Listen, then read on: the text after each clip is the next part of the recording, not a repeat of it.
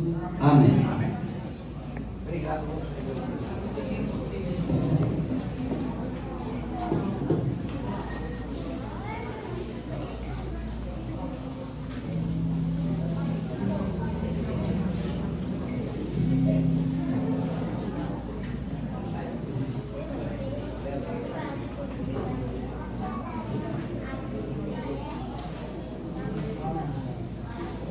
Feliz sábado, bom dia, que a paz e a graça do nosso Deus esteja presente em cada coração aqui, amém? Vamos louvar o nosso Deus, estamos na presença dEle, estamos no melhor lugar, então nós vamos cantar um hino muito bonito que fala sobre isso, o melhor lugar do mundo. Vocês já ficaram muito tempo sentados, não foi? Vamos ficar de pé? Vamos aqui agora descansar, esticar as canelinhas, o pescoço, os braços aqui. E vamos cantar louvando ao nosso Deus.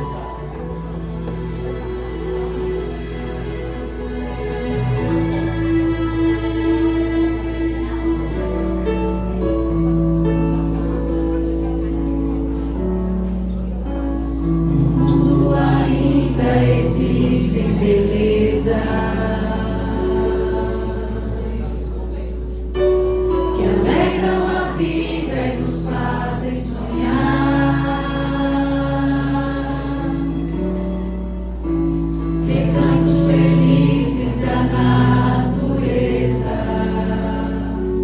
Onde qualquer ser humano gostaria de estar.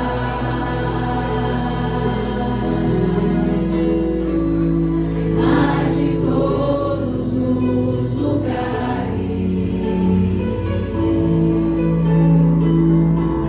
o mais bonito e inspirador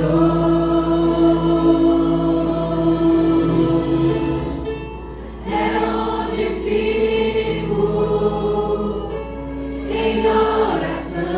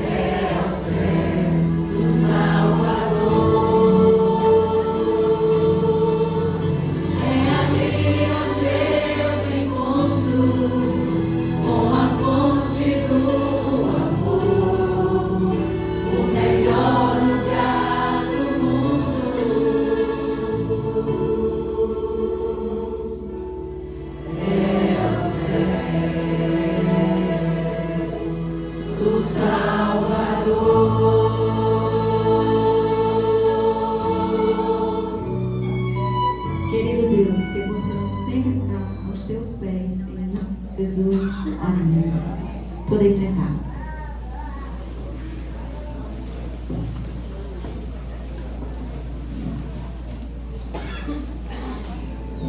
Em 2020 eu fui testemunha de um milagre. Sem dúvida, a pandemia ela foi muito cruel para todos nós. Esse negócio aqui é de Deus e eu sou apenas o administrador.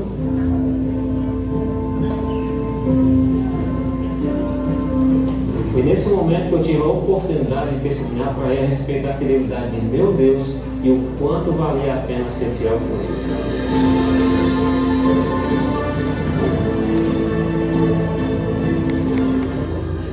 Provai e vede histórias de fé e fidelidade. Nem praga alguma chegará.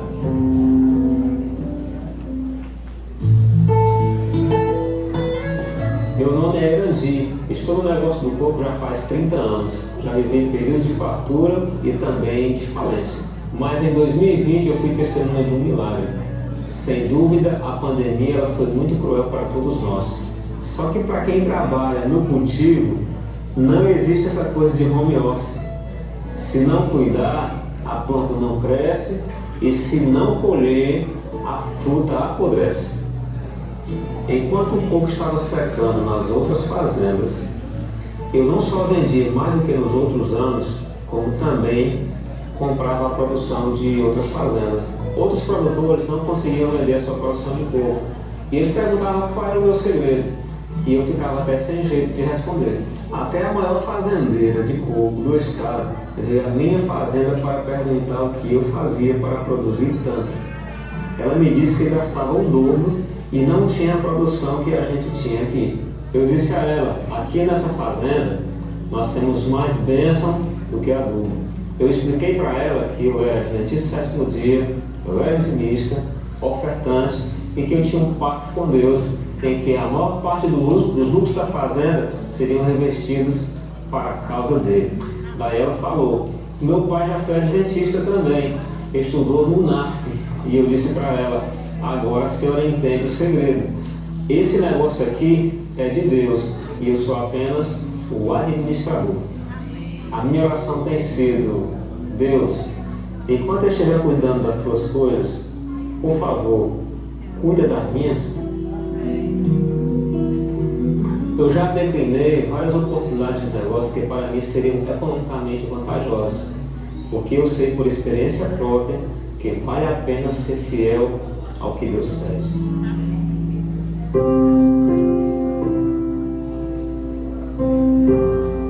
Certa vez, um grupo de empresários do ramo do coco me convidaram para participar da construção de uma fábrica para beneficiar e industrializar água de coco. Só que tinha um porém, a fábrica trabalharia aos sábados, até aquele momento eu era o principal motivador desse empreendimento, mas decidi a partir de agora ficar fora do negócio. Ninguém entendeu nada, porque o rendimento seria ótimo. Foi então que eu recebi a visita do diretor-geral do grupo, do consórcio, porque ele queria entender qual era o motivo que tinha para eu sair fora do consórcio. Foi nesse momento que eu tive a oportunidade de testemunhar para ele a respeito da fidelidade de meu Deus e o quanto valia a pena ser fiel com ele. Ele disse para mim, olha, eu queria ter a mesma fé e coragem que você tem. E então ele pediu que eu orasse com ele.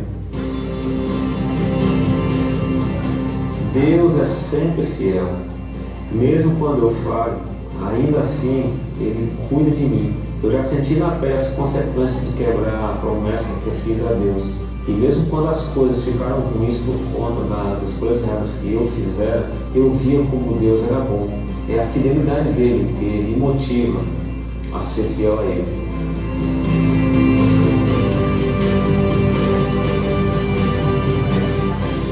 Eu não sei quem você é e nem o que você faz, mas sei que Deus anseia mostrar para você a fidelidade dele. No pouco ou no muito, a fidelidade dele não muda.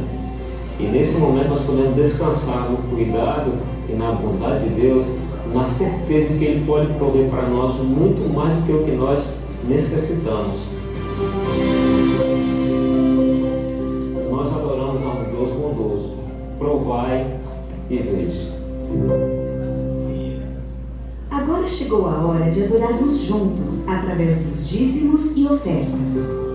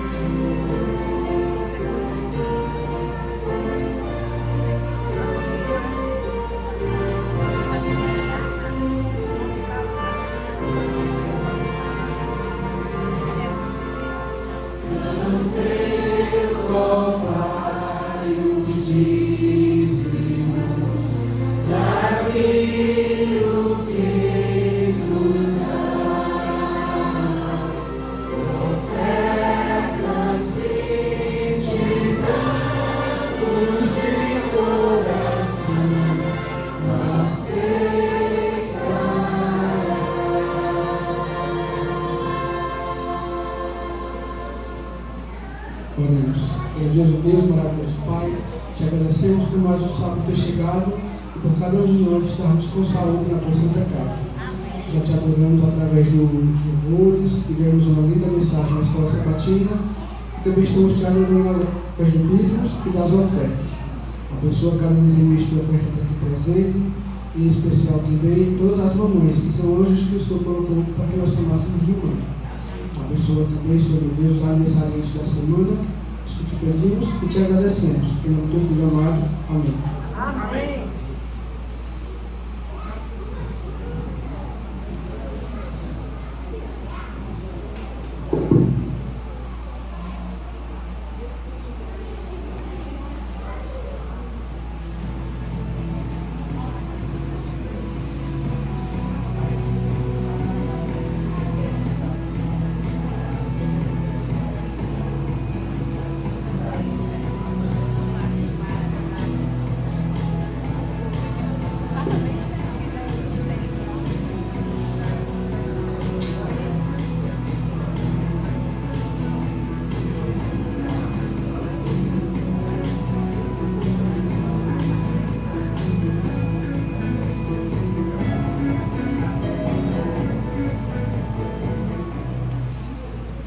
Feliz sábado, irmãos. Feliz sábado.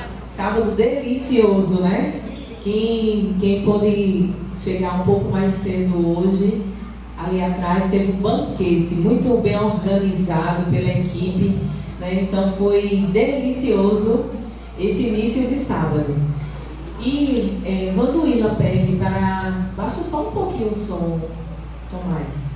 Vanduíla pede para as crianças que ensaiaram se deslocar aqui na lateral da igreja, porque ela já está organizando as apresentações aqui.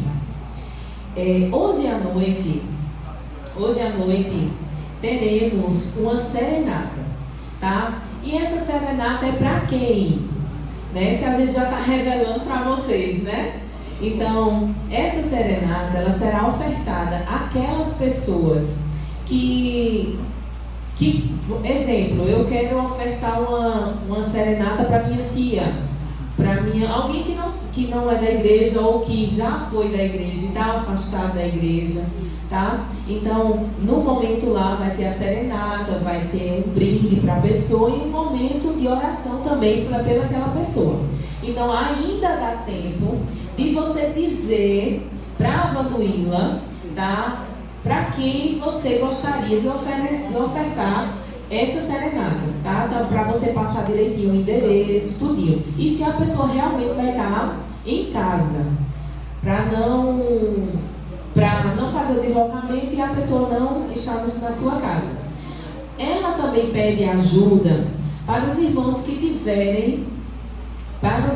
quiserem ajudar, porque é um pouco cansativo. Quem já participou aqui de serenata sabe que é cansativo, né? Mas é para honra e glória do nosso Deus, né? Então, aqueles que tiverem vontade de participar, de ajudar nesse momento, que vocês possam ajudá-la, né? Até mesmo porque tudo isso que vocês viram aqui na igreja, tudo isso que vocês viram na igreja, que vocês viram e ainda vão ver aqui, foi fruto de muito trabalho, né? Muito cansativo, e a gente sabe que todo mundo aqui tem já as tarefas do dia a dia, da casa, do trabalho, né? Mas algumas pessoas se dispuseram a colocar em prática e tornar esse momento aqui, esse dia único, né? Então, que vocês possam, ontem um exemplo,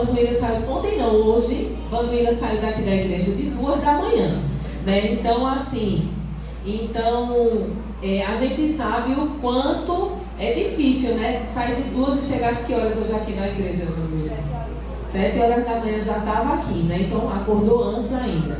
E ainda ter a serenata hoje à noite, né? Então que os irmãos possam ajudar nesse momento, tá? Para que as coisas possam acontecer. A gente não consegue fazer só, né? A gente precisa de ajuda, né? Do reforço dos nossos irmãos.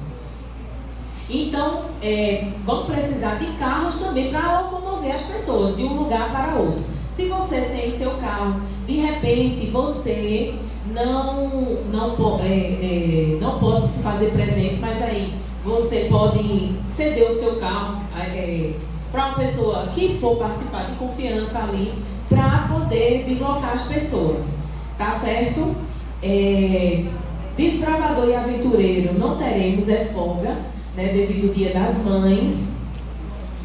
Segunda-feira, aqui na igreja, vai começar, o próximo sábado vocês já vão ver a igreja aqui com bastante ferramentas, poeira, bastante coisa bagunçada aqui nessa lateral, principalmente, porque essas salinhas vão ser reformadas. Todas as salas vão ser revestidas de cerâmica. Então, a gente pede reforço hoje à tarde para a gente conseguir retirar tudo das salas, né? A gente vai precisar retirar os móveis, as coisas que estão nas salas, porque a gente vai botar tudo numa sala só, né? Para que os pedreiros, né, que vão estar aqui segunda-feira, eles possam trabalhar, eles possam iniciar o trabalho deles adiantando, para que no máximo 2 semanas eles terminem esse serviço, Tá? Então, aqueles que puderem vir agora à tarde, a partir das 3 horas, a gente vai estar aqui para fazer esse trabalho, tá bom?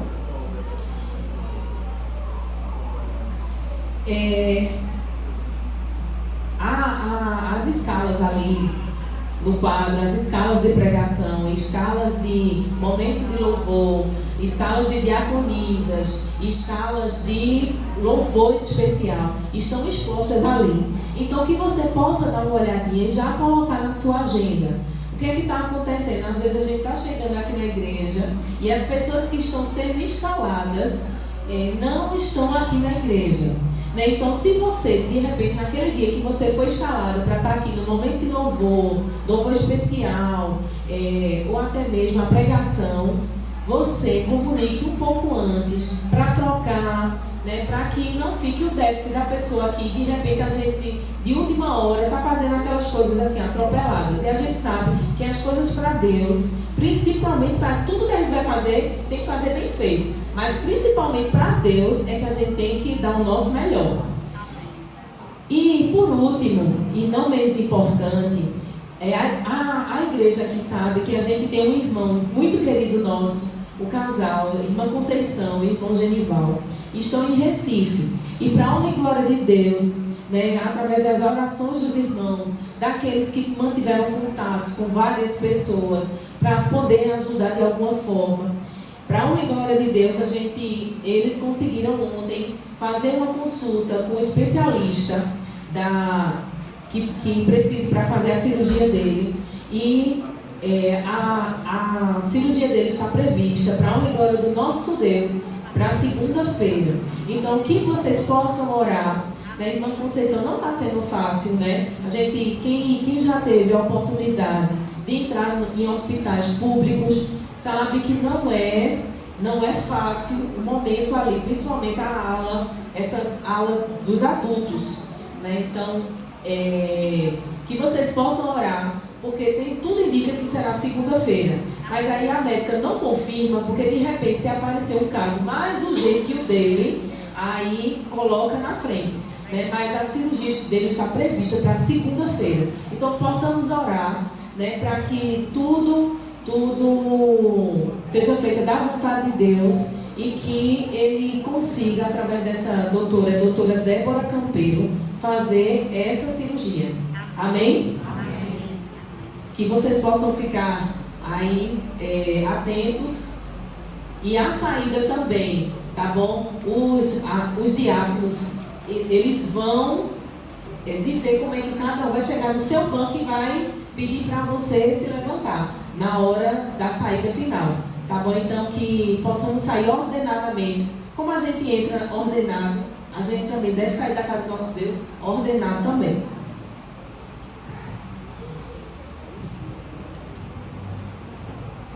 Olha eu aqui novamente, né? E chegou um dos momentos que muita gente gosta. Hoje a gente vamos ter um sorteio. Mas para começar, quem aí tá faltando? Qual a mamãe que tá faltando papelzinho? Aqui, ó. Quem estiver faltando, levanta a mão que a menina vai entregar. E o nosso primeiro sorteio será desse lindo caderno de oração. Gente, eu fiquei apaixonada. Eu confesso que eu comprei 2. Mais um, eu disse, não vou sortear. Eu vou atrás de outro sorteio, mas eu vou ficar com esse cartãozinho. Olha que lindo. As folhas dele são todas trabalhadas. Tá? E vem um joguinho de caneta. Que lindo, eu vou ganhar. Amém. Ó, lindo, né? Então vamos lá. Todo mundo pegou o papelzinho, todas as mães. Ela está entregando. Vamos lá, solta aí, Tomás.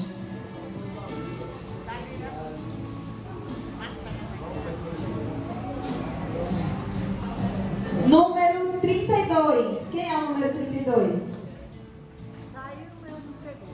Não saiu não. Ninguém pegou o 32 não? De novo, Tomás. Será que não pegou aqui 32? Minha sogra, não foi combinado, tá? Ela vai orar muito por mim, por Sandro, por Silvia, por Ninha. Chega, pega aqui. Não foi combinado, não foi combinado. Cadê? Ô Marcela, tira aqui uma foto. Mas vai ter mais, né? Pega aí. Vai ser um. Será que só foi um? Só foi um.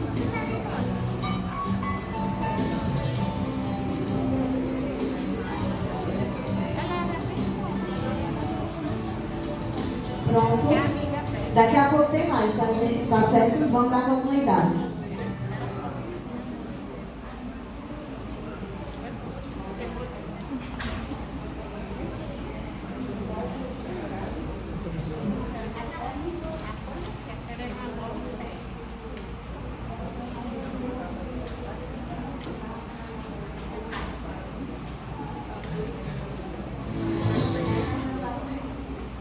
Pessoal, a gente agora vai ter uma apresentação para as mães.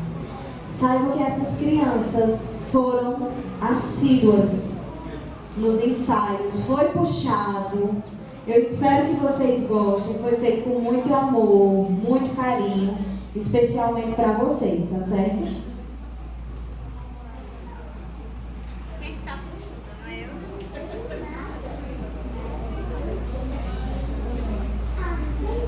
a barriga da mamãe. É mesmo, é a barriga da mamãe. E essa é a nossa história de vida. Desde o ventre até o abraço que gera vida, antes mesmo de abrir os olhos para o mundo, ela já era sonho. Sonho de Deus e sonho de alguém que esperava com amor.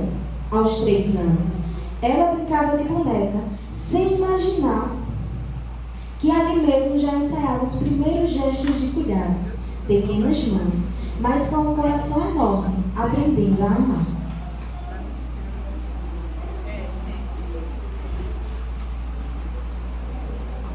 Aos 6 anos, com uma mochila nas costas,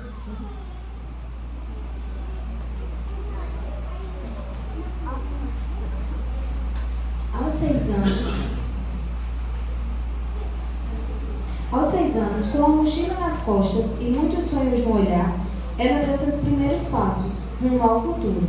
Talvez com medo, talvez curiosa, mas sempre com coragem. Aos 10 anos, voltando da escola, começou a perceber que estava crescendo. Os pensamentos mudavam, os sentimentos também. Era o início de uma nova fase, o começo da descoberta de quem ela estava se tornando. Aos 16 anos, o coração bateu diferente pela primeira vez. Vieram os primeiros sonhos compartilhados, os primeiros planos, as primeiras promessas. Aos 20 anos, vestida de esperança e amor, ela disse sim para uma nova história, um novo lar, novos caminhos, uma nova missão.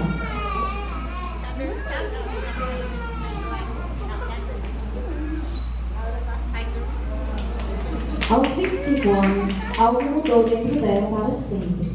Seu coração passou a bater fora do peito.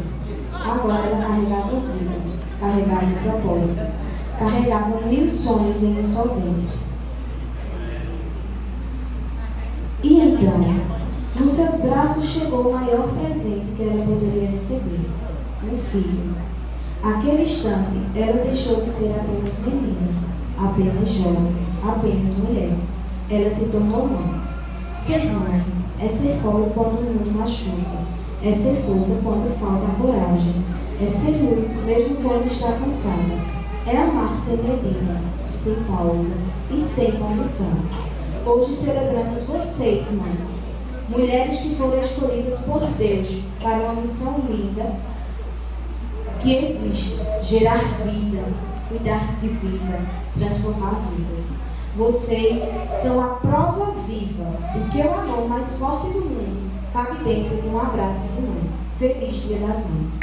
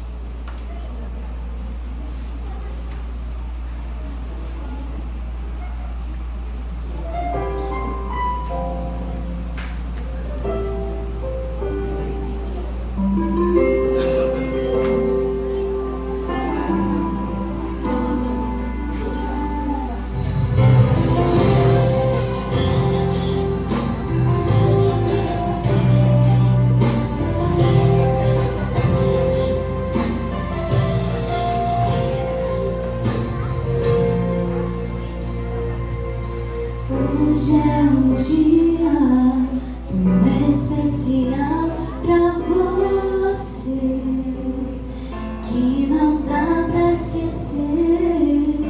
Em vez de comemorar, eu queria te agradecer por tudo o que me fez. Você me viu nascer, crescer e andar, e a cada passo meu cuidava de mim. Me ensinou tudo que eu sei e muito mais, e agora é hora de dizer o que aprendi. Me amar.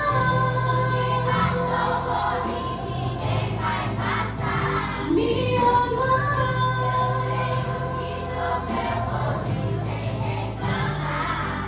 Você daria a vida por mim, só pra me defender. Faria qualquer coisa por mim, sem se arrepender. Este é o dom de amar que Deus te deu. Me amar.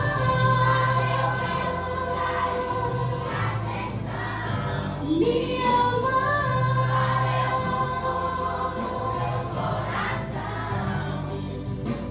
Pra você o seu maior presente fui eu.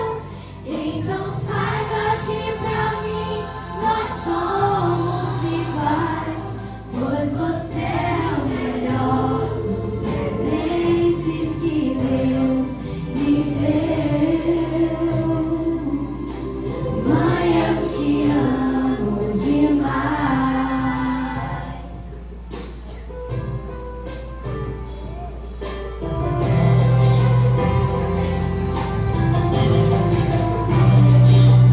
Você me viu nascer, crescer e andar, e a cada passo meu cuidava de mim. Me ensinou tudo que eu sei e muito mais, e agora é hora de dizer o que aprendi. Me amar.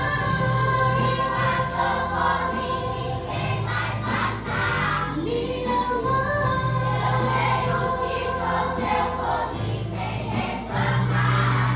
Você daria a vida por mim, só pra me defender. Faria qualquer coisa por mim, sem se arrepender. Este é o dom de amar que Deus te deu. Me amar.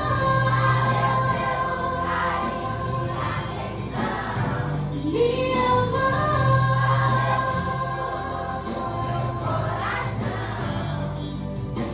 Pra você o seu maior presente fui eu. Então saiba que pra mim nós somos iguais, pois você é o melhor dos presentes que Deus me deu. Mãe, eu te amo demais.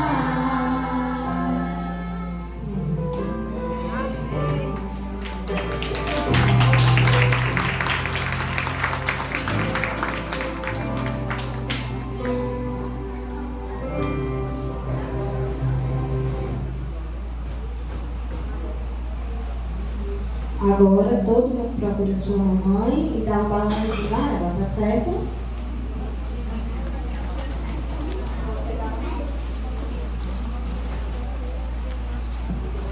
E vamos, eu vou continuar aqui, né? Eu espero que vocês tenham gostado. Foi todo o coração, tá certo? Foi com muito, muito, muito amor. E aquelas crianças que não participaram, já fica aos pais, próximo ano, se Deus quiser, todo mundo junto novamente, amém? A gente vai estar comunicado com um sorteio agora, tá certo? Nós temos mais acho que são 3 prêmios, tá certo? Vamos lá. O primeiro, a gente vai sortear. Qual é a mamãe aqui que gosta de se sentir bonita? Qual é a mamãe aqui que muitas vezes não tem tempo de se cuidar? que a criança está toda perfeita, a coisa mais linda do mundo. E a mamãe tá. Então a gente agora vai fazer um sorteio, que é uma oportunidade. Quem aqui conhece o espaço Dilma Santos Beauty? Acho que é Beauty. Dilma, ela é referência aqui em Surubim em designs de sobrancelha. Ela tem um espaço todo montado para estética lá, tá certo? E ela nos presenteou com 2 designs de sobrancelha e 2 depilação de pulso. Então a gente vai fazer separado para 2 mamães concorrerem, tá certo? Então vamos lá, olha os papeizinhos de vocês, quem vai ser a premiada? Solta, Thomas. Número 2. Eita!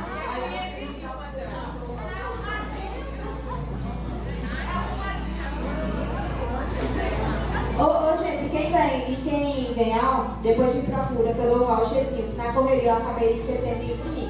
O segundo é também um espaçozinho de beleza, só que dessa vez é diferente. Quem aqui da mamãe anda tanto? É o dia todinho em pé. Aí, às vezes, eu mesmo estava esses dias com a unha encravada. Quem está muitas vezes é numa correria, que a unha da mão tem uma grande, tem uma pequena, tem outra que está quebradiça. Quem é aqui? Pensando nisso, a gente conseguiu também, com a minha amiga Rafaela, uma cutilagem para a mamãe, tá certo? Pé e mão. Qualquer coisa, o voucherzinho depois eu também entrego. Solta aí, Thomas.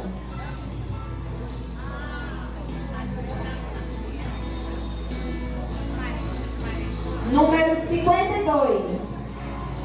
Alguém, 52, olha o papelzinho direito. Próximo, Tomás. 41.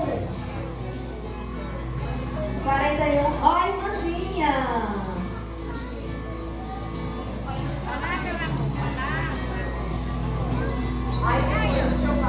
Quem veio com a irmã?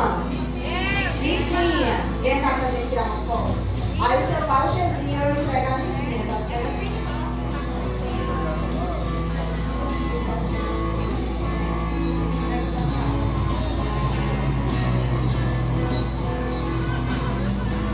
Amém. E o último, novamente, da sobrancelha. Vocês vão amar esses espaços. Eu, particularmente, eu amo muito. Número 33.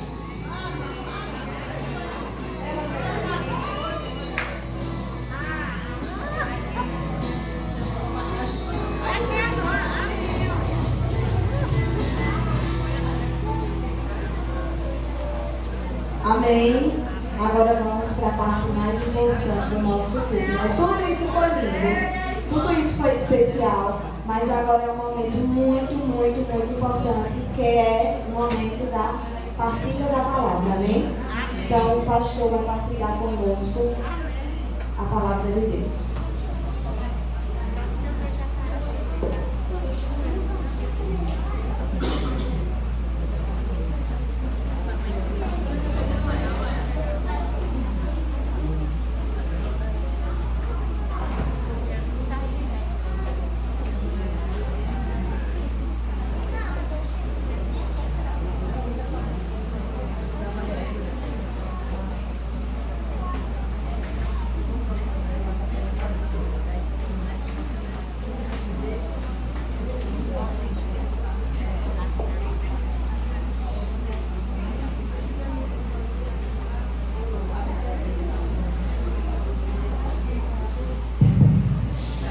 Feliz sábado.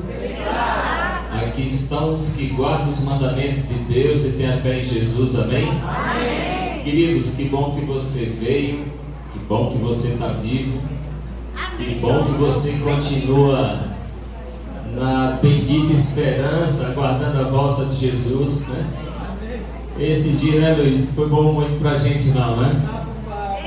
É luta muito grande. Queridos, por um milagre esses dias aí eu sofri um acidente, mas estou vivo pela graça de Deus. domingo agora fez 15 dias. Eu passei aqui, a Jéssica tinha chamado para fazer uma mensagem para os desbravadores, eu fiz essa mensagem. E aí na casa pastoral que eu vou morar, a Celso tinha condenado aquela bengala que fica em cima do muro, que pega o fio, né? E eu fui lá colocar aquela bengala, uma coisa tão simples, né? Como é que alguém pode? Só que não tinha uma escada, não tinha nada ali. E eu peguei uma peça de andaime, coloquei ali para subir. E não tinha uma serra. Aí o vizinho disse: tem uma serra de pão. Eu digo: funciona, é um cano de plástico, vai funcionar. E estava funcionando, cortando. No final do corte, a peça do andaime escorregou. E meu braço caiu em cima do muro, onde tem aquelas lanças de ferro, assim, sabe? A força foi tão grande, eu acho que chegou no osso, que até hoje quebrou o reboco e a lança entortou, né? Na hora eu só botei a mão aqui em cima e falei para o vizinho lá: leva no hospital. Me levou no hospital. Depois eu liguei para a Edson, para o Vitor, e aí eles estiveram lá 16 pontos. E eu fiquei naquele dia chateado. Meu Deus, tinha um batismo para fazer à noite. Como era que eu ia fazer o batismo com a mão daquele jeito? Estava resolvendo um monte de coisa. E depois eu comecei a observar que no lugar de reclamar eu tinha que agradecer. Se pega no meu pulso, se pega numa artéria. Gente, teve um corte de um lado, teve um corte do outro, veias passando por todo lugar ali. E Deus disse assim: ó, você foi irresponsável, você subiu num negócio sem escadas, você estava usando uma faca no lugar de uma serra, mas mesmo assim eu te protegi. E é assim que eu tirei os pontos, né? Doeu mais do que na hora do corte. Aí eu estava olhando assim, eu disse: toda vez que eu olhar para essa cicatriz aqui, eu vou ver duas coisas: as marcas da imprudência e as marcas do livramento de Deus. Desse quanto dói, mas vai passar. Vai passar. A dor é amiga, né? A dor é amiga. Tem uma síndrome chamada de síndrome de Halliday. Acho que os psicólogos conhecem aí. São as pessoas que não têm os neurotransmissores da dor. Essas pessoas não sentem dor nenhuma. Elas morrem muito cedo. Porque a dor é amiga. A dor avisa quando alguma coisa está errada. As pessoas que têm síndrome de Halliday, queridos, elas, a apêndice estoura e elas não sabem, elas morrem. Porque quando começa a inflamar, você sente dor, você corre para o médico para tirar antes que ela faça um estrago maior. Mas quem tem essa síndrome, não acontece isso. A pessoa pode estar assim, ó, na cozinha, viu, Josimir? Está na cozinha, cheio de um bom de churrasco e a mão dela está no fogo. Não sente dor. Já tem gente que sente dor o tempo todo, né? No caso, a fibromialgia, que é uma doença que todo momento. Dia das Mães hoje, parabéns a todas as mamães, que Deus abençoe vocês, dando saúde, paz, muita paz, que dê tranquilidade, paciência, Senhor, multiplica essa palavra paciência para as mães, sabedoria para educar filhos, netos, filhos depois que tiveram filhos e por aí. Eu vim com uma camisa que nem combina com a minha roupa, né? Esse pastor podia vir mais arrumadinho. Estou com uma camisa aqui amarela e essa camisa tem um nome aqui, ó, Street Church, quer dizer igreja de rua.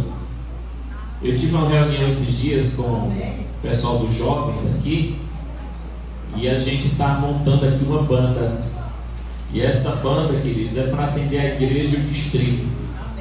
Eu acho que está na hora da gente sair daqui e ir para as ruas. Por isso que o nome é Igreja de Rua. E essa camisa, todo mundo vai usar essa camisa. A gente vai marcar a igreja no sábado, vai estar todo mundo no hospital. A gente vai lá no hospital com violão, do jeito que vai ser a serenata hoje, dia das mães. A gente vai cantar para todo mundo no hospital. A gente vai orar de quarto em quarto. A gente vai um dia para o orfanato. A gente vai um dia para uma creche. A gente vai estar na UPA. A gente vai fazer um pôr do sol na praça, convidar a igreja todinha lá e ali a gente canta e a gente entrega livro. A igreja tem que sair dessas quatro paredes. E o projeto é esse: Igreja de Rua. Tá? E porque a camisa é amarela? Ela tem um propósito de ser amarela, né? Porque é a minha cor preferida, mas não é por causa disso não. Porque de repente, porque não foi azul, porque não foi... Não. A amarela é justamente, querido, para a camiseta chamar a atenção. Olha aí, se eu ficasse lá no final e tirasse uma foto, vocês, todo mundo ia lá no final, o pessoal só ia ver minha camisa aqui, né? E algumas rosas que eu não vou falar aqui, mas o pessoal ia ver, né? Porque chama a atenção também, tanto quanto a amarela. Mas essa cor, ela é intencional. E a gente está avançando, e eu disse, não, eu vou com essa camisa hoje para vocês verem como é que funciona esse projeto. É um projeto da igreja sair da caixa, deixar as quatro paredes e a igreja sair para a rua. São desses contatos que a gente faz um culto numa praça, que a gente canta, que a gente ora com alguém que está ali assistindo, onde o evangelho sai em busca das pessoas, e não esperar que as pessoas venham em busca do evangelho. E se Deus abençoar, logo a gente já está com um orçamento passando aqui para o distrito todo, está no projeto do distrito. Todo mundo aí usando uma camisa dessa, os PGs saindo aí sábado da tarde, convidando as pessoas para o domingo. Mais uma tentativa de uma arrancada missionária para a honra e glória do Senhor Jesus. Amigos, o tema hoje do sermão é dormir, cair e morrer. Dormir, cair e morrer. E o texto para essa mensagem está no livro de Atos, no capítulo 20, verso 7 até o 12.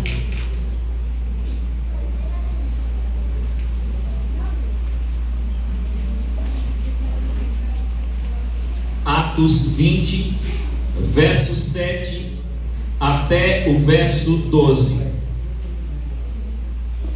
Você encontrou? Amém. Amém? Feche seus olhos e nós vamos orar.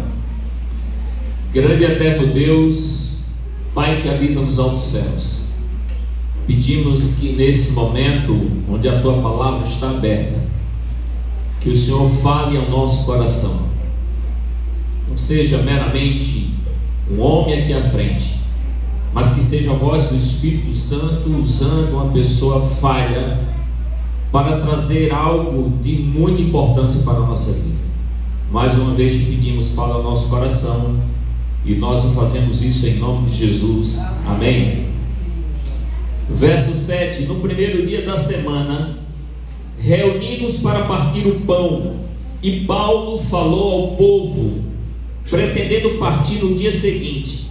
Continuou falando até a meia-noite, e havia muitas candeias no piso superior onde estávamos reunidos. E um jovem chamado Eutico, que estava sentado numa janela, adormeceu profundamente durante o longo discurso de Paulo. Vencido pelo sono, caiu do terceiro andar. Quando levantaram, estava morto. Paulo desceu, inclinou-se e sobre o rapaz o abraçou, dizendo: não fiquem alarmados, ele está vivo. Então subiu novamente, partiu o pão e comeu.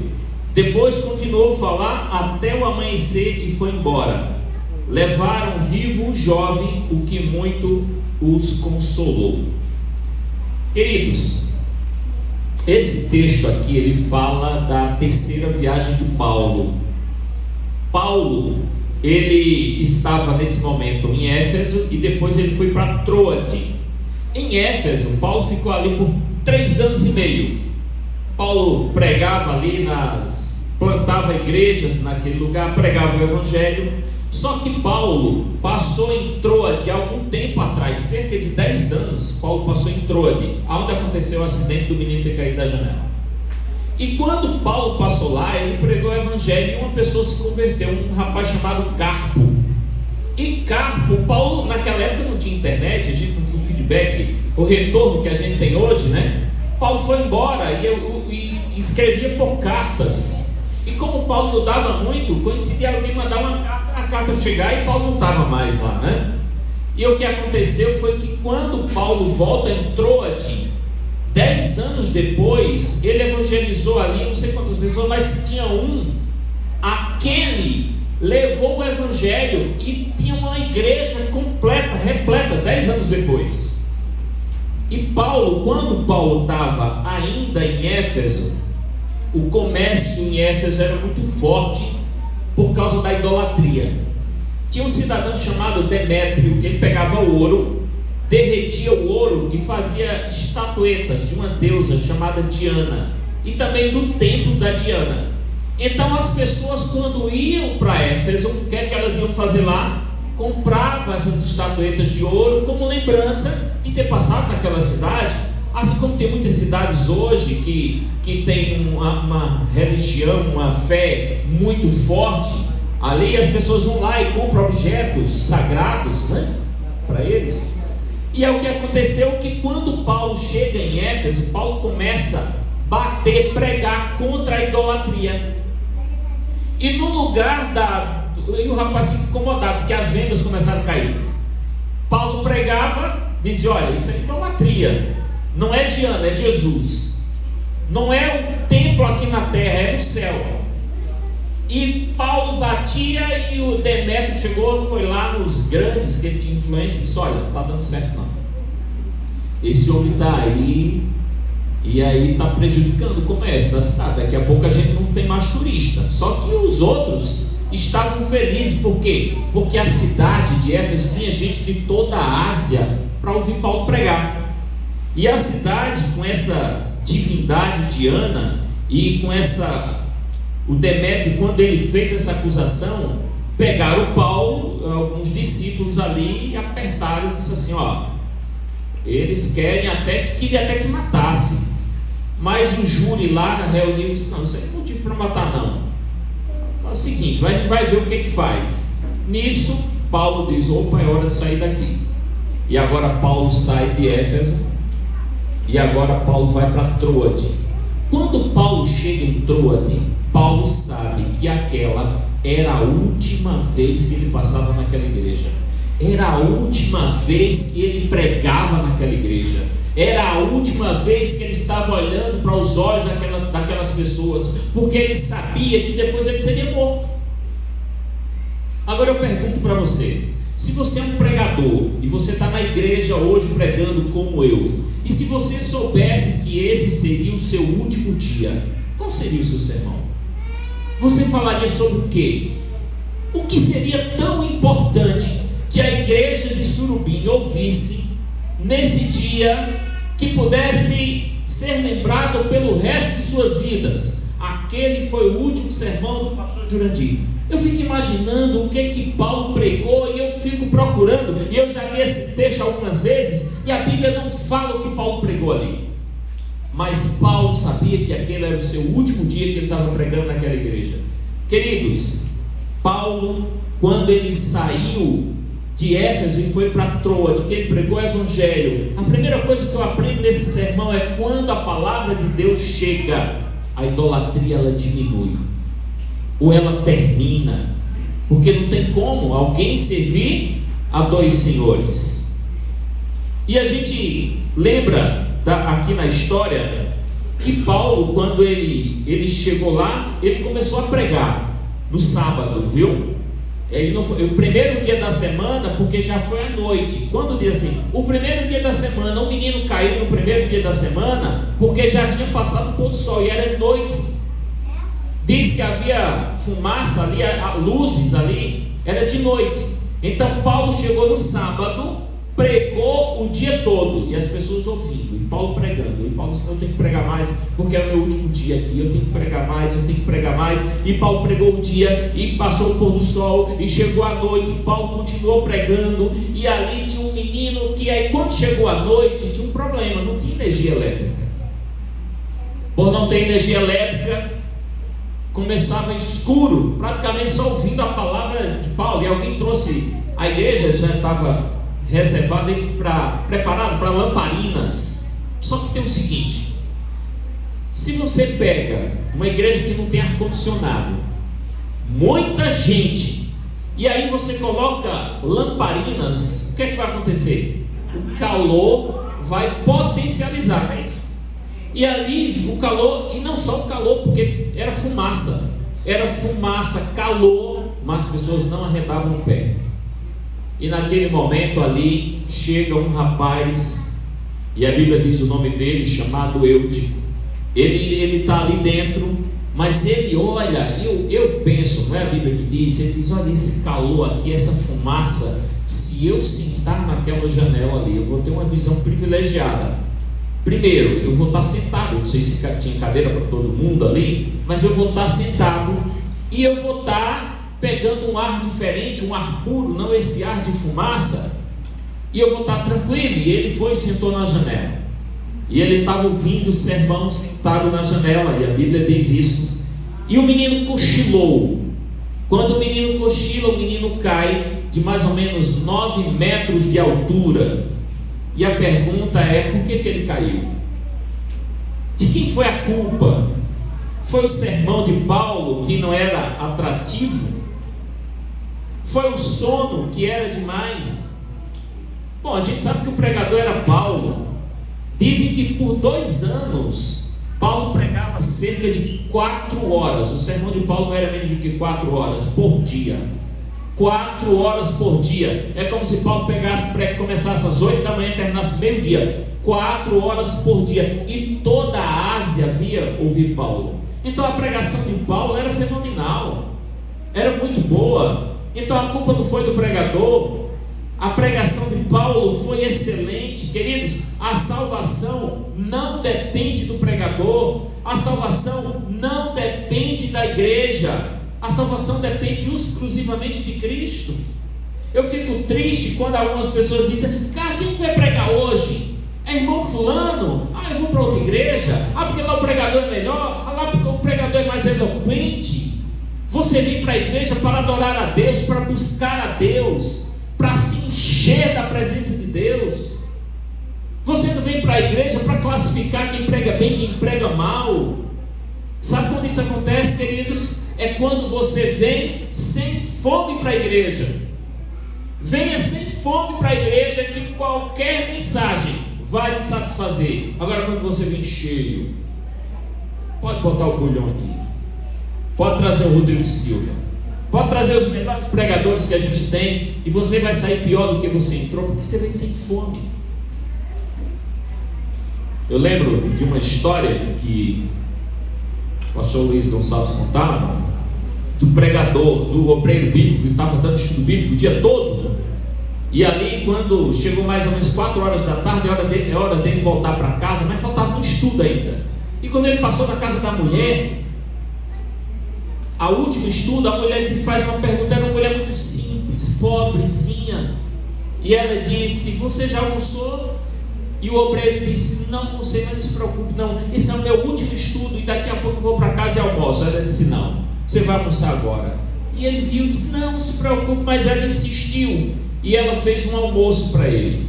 O almoço foi: fritou uma cebolazinha no óleo, no azeite lá, e aquela cebola frita, ela fez uns bolinhos de feijão de corda com farinha, e ali ele pegava aquele bolinho ali, né, que aqui chama sarrabuiava, né, melava naquele molho e comia. E ela fez uns 10 bolinhos daquele ali, e ali foi o almoço dele. Ele terminou o estudo, chegou em casa e disse: pastor Luiz, hoje eu comi a comida mais gostosa da minha vida. E ele disse: qual foi? Foi um churrasco que você comeu? Não. Foi uma lasanha que você comeu? Foi um não sei o quê? O que você comeu tão gostoso que eu não consigo dizer? Ele disse: foi aquele bolinho tal, ela fez com cebola e tal. Aí a conclusão que ele falou: era a comida que era tão boa ou era a fome que era muita?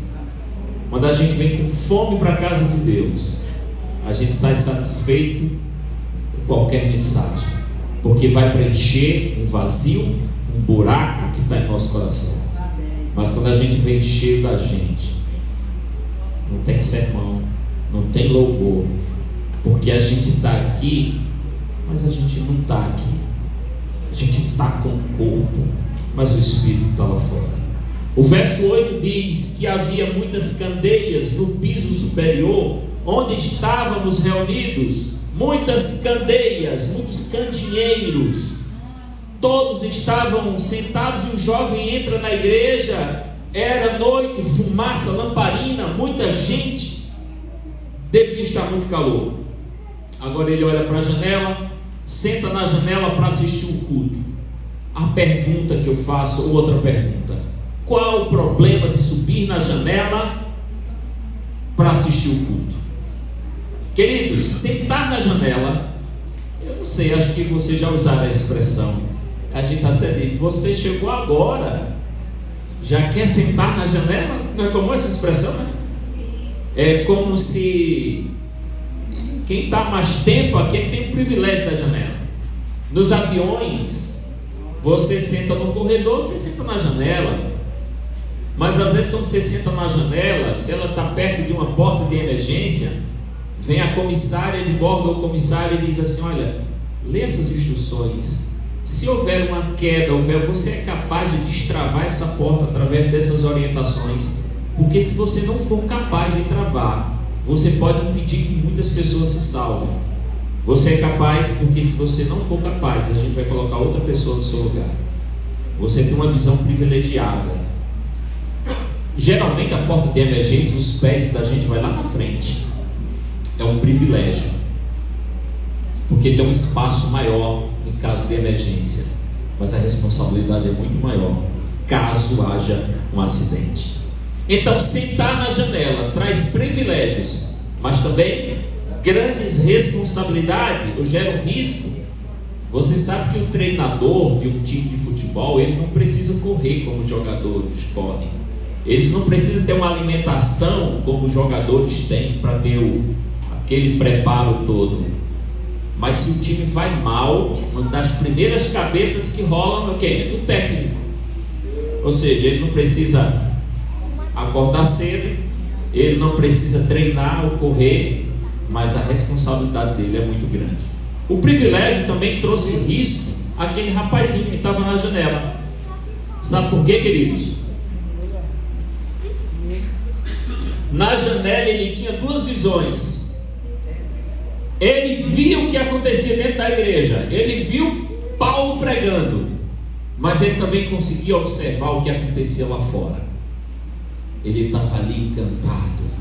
Ele tinha uma visão de dentro e ele tinha uma visão de fora. As janelas do templo, elas servem como ventilação para arejar o ambiente e também visibilidade. Então Eutico prestava atenção no sermão, mas ele também prestava atenção no que acontecia lá fora.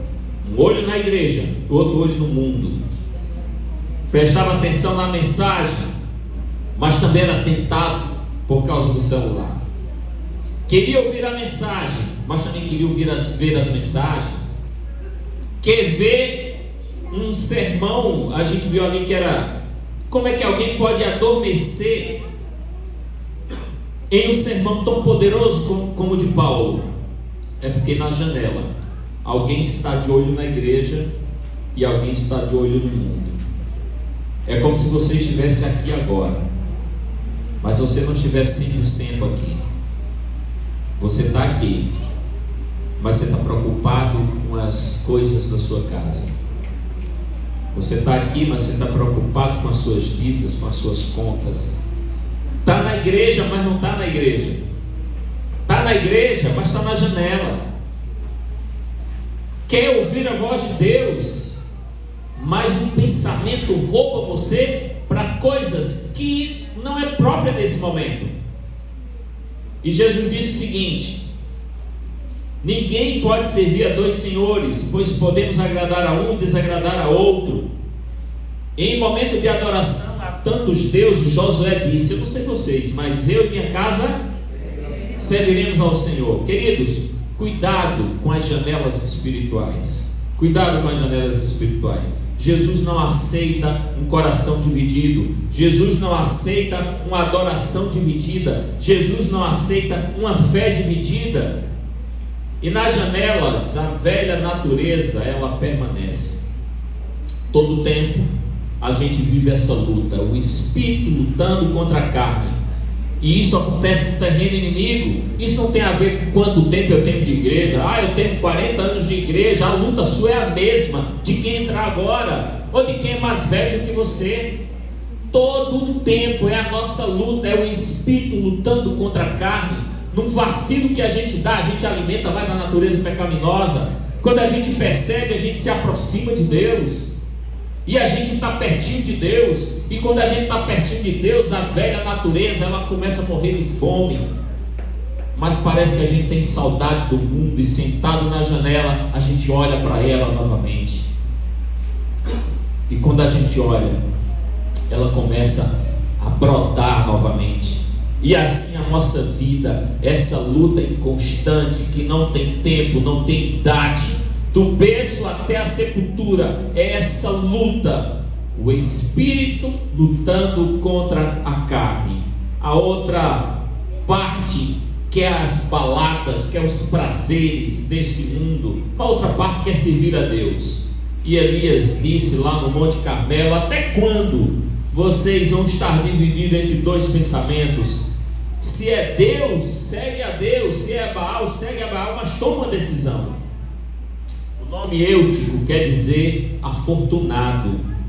Era um homem rico. Naquela época os nomes das pessoas eram dados depois do nascimento. Olha o verso 9.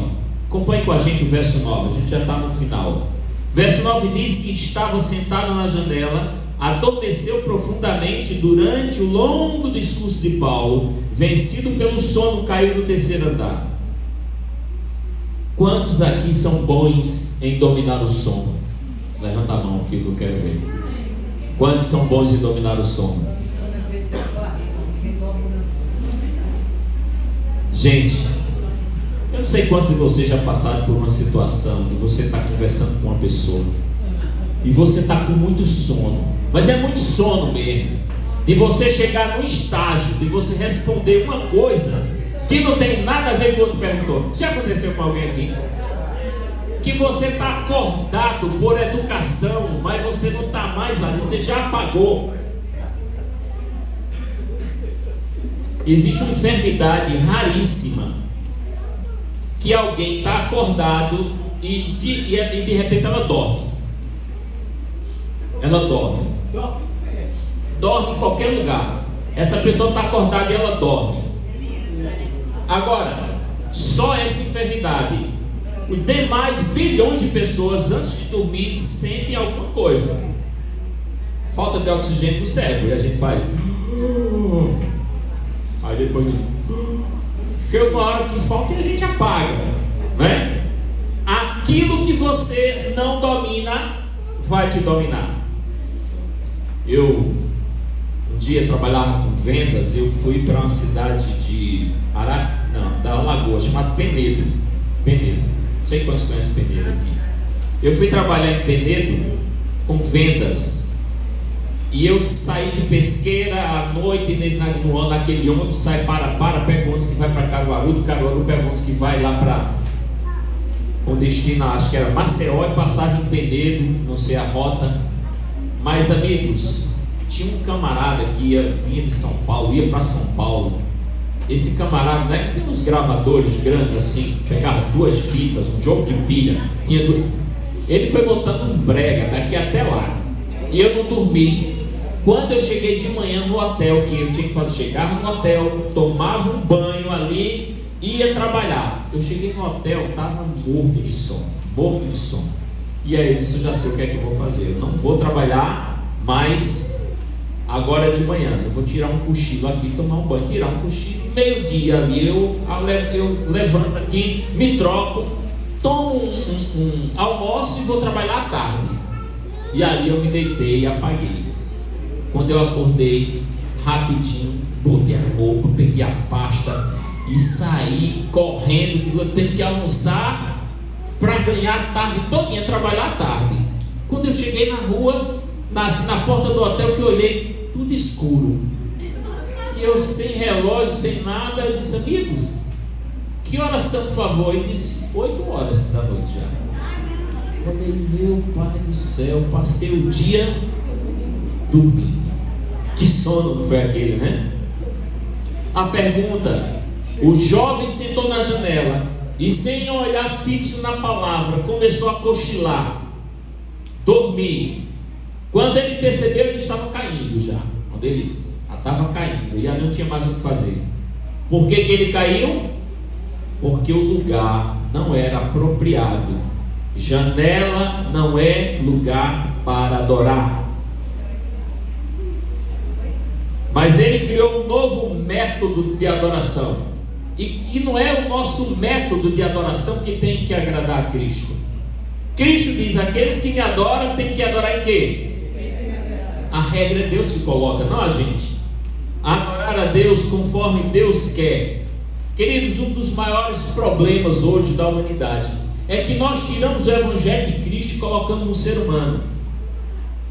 Nós falamos isso lá do antigo Israel, mas às vezes a gente faz igualzinho a eles.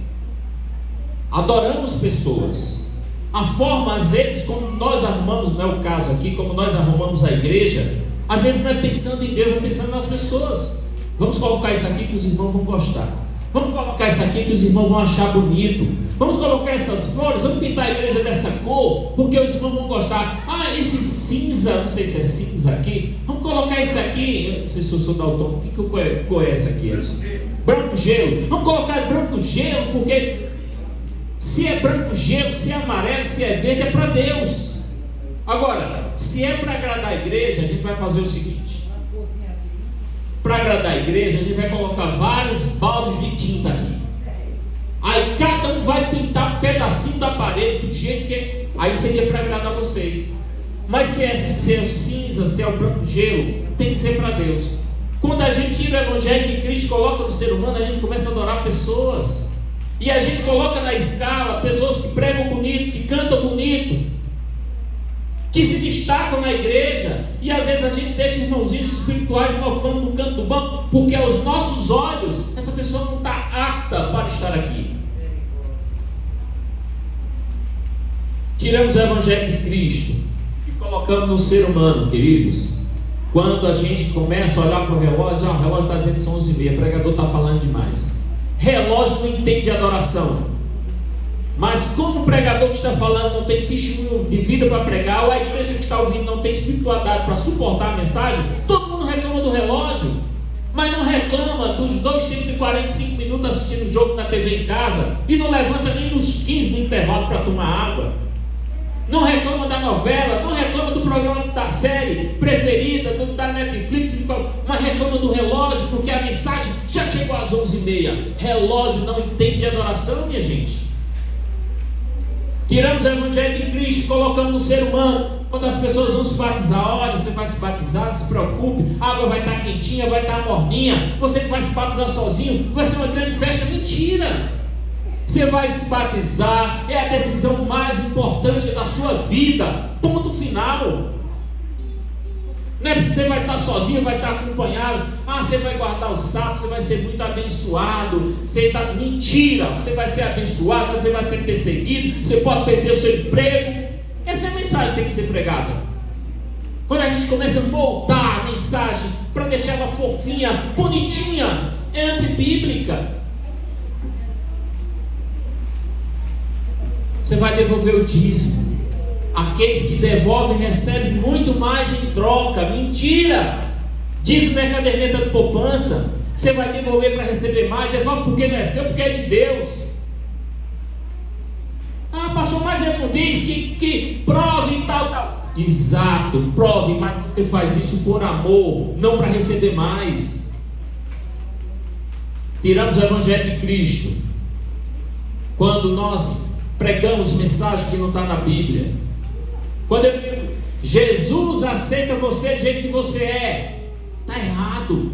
Jesus não aceita você do jeito que você é. Ele chama você do jeito que você está. Chamar você do jeito que você está é diferente de aceitar do jeito que você é. Porque quando você vai para Jesus, é você que tem que se moldar ao estilo de vida de Jesus, e não Jesus aceitar a sua condição miserável, pecadora que você é. Mas quando eu quero dar um jeitinho, eu digo que Jesus aceita você do jeito que você é. E aí tem um monte de gente indo para as religiões, fazendo as mesmas coisas que faziam, vivendo do mesmo modo, bebendo, se prostituindo, porque aqui Jesus me aceita do jeito que eu sou. Está errado. Quando há mudança de pensamento, há mudança de comportamento. Ninguém na Bíblia que foi a Jesus continuou do mesmo jeito. Era prostituta, era, depois de Jesus deixou a prostituição. Era endemoniado, era, depois de Jesus deixou de ser endemoniado. Era ladrão, mas depois de Jesus deixou de ser ladrão. Esse evangelho fraco que é pregado por aí não é bíblico. Nós queremos tirar o evangelho de Cristo, colocar no ser humano para deixar do jeito que as pessoas gostam. O que era pecado no passado é pecado no presente, será pecado no futuro. Deus não afrouxou as regras, Deus não afrouxou as normas, Ele não mudou de opinião, Ele não abriu concessões. Pastor, porque lá em São Paulo todo mundo está fazendo. A sua vida não tem que ser baseada no que o povo de São Paulo faz, nos Estados Unidos. Sua vida tem que ser baseada na palavra de Deus. Faça isso. Amigos, tiramos o evangelho de Cristo. Uma vez eu estava pregando na igreja, eu não sei se isso já acontece história aqui, mas uma irmã chegou e disse assim: pastor, eu quero cantar para Jesus. E eu disse: irmã, não dá para a senhora cantar para Jesus, porque já tem uma pessoa que vai cantar agora na escola sabatina. Eu canto na hora do sermão.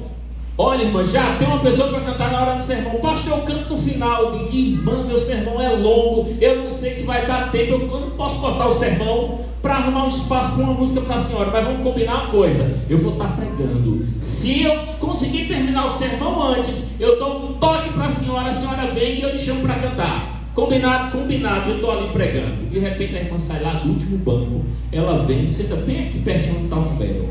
E eu estava bem lá na frente. E aí quando eu olho para ela, ela diz: pastor, eu quero cantar para Jesus. E aí eu, continuando pregando e tudo, quando eu olhava para o lado de cá, ela: pastor, eu quero cantar para Jesus. E aí ela ficou impaciente, começou a puxar meu paletó. Pastor, eu quero cantar. E aí eu tentando me sair da irmã, eu estava pregando só de um lado, assim, porque eu não podia olhar para o lado de cá mais. Terminou o sermão, não deu para a irmã cantar. Ela disse: pastor, eu estou tão triste. Eu disse: por que, irmã? Porque eu queria cantar para Jesus e o senhor me deixou. Eu disse: eu? Não, mas a senhora peguei, a senhora queria cantar para quem? Para Jesus. Peguei o microfone e disse: pronto, irmã, pode cantar. Ela disse: não, pastor, agora todo mundo foi embora. Eu disse: a senhora queria cantar para quem? Para Jesus. Eu disse: ele está aqui ainda. Agora, se a senhora quiser cantar para o povo, irmã, tem que botar o nome na escala direitinho. Tem a diretora de música, tem tudo, mas é essa que canta. Entende como a gente tira o evangelho de Cristo? Já vi cantores, a igreja está vazia na hora de cantar. Você canta nada. Mas se estiver lotada a igreja, o menino que vai cantar com a garganta desse, Deus abençoe, a gente canta. Então às vezes é proporcional como a gente tira o evangelho de Cristo e coloca no ser humano. Eu tinha um diretor jovem de música, e esse diretor disse assim: pastor, eu recebi uma graça. Ele era diretor de música, mas ele era muito desafinado. Ele era desafinado até batendo palma. E aí ele disse assim: pastor, eu queria cantar, mas eu sou muito desafinado. Mas ele era um excelente diretor de música. Ele convidava pessoas, ele organizava tudo, mas ele só recebia uma graça muito grande. E na cabeça dele, ele só poderia fazer aquilo ali cantando. E ele quis cantar. Eu disse: tá bom, eu vou pregar e você canta no início. E aí ele começou a cantar, e foi aquela briga entre ele e o playback. Ele passava do playback, o playback passava dele, o playback com dó e ele não